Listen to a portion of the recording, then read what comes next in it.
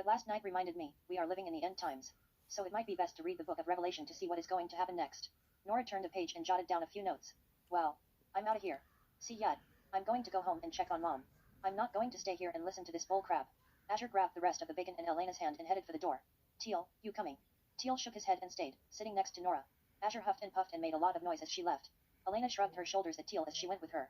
Nora, just because there was a huge earthquake doesn't mean that we are living in the end times, Sasha said, trying to sound like a sophisticated adult and make Nora look like a child with a wild imagination.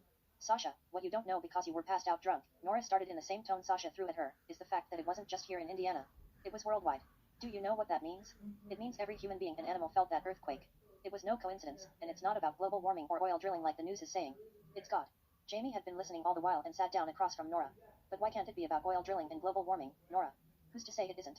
God says, Nora said to her boyfriend softly. Jamie, you still don't believe. Nora was slightly crushed, but she knew logic ruled Jaime's mind more than anything else. If something could be explained scientifically, that was always going to be his go-to answer. Sorry, Nora. No, I don't believe it was a God thing, he said softly. You guys, if we just read the book of Revelation, we can use it as a defense. If nothing else, a pre-warner of things to come, so that we can be prepared. Nora's efforts in trying to sway her friends made her speak loudly.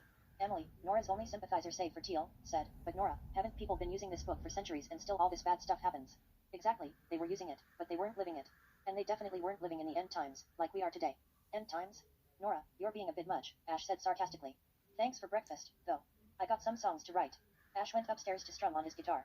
Nora felt like she was fighting a losing battle as two of her friends left just because she was talking about the Bible. I believe you, Nora, a voice said from the kitchen door. All their heads turned around to see who it was. It was Eric. Emily ran over to him and hugged him. Eric. I'm so glad you are all right. Emily hugged and kissed him, as Eric was looking around for adults.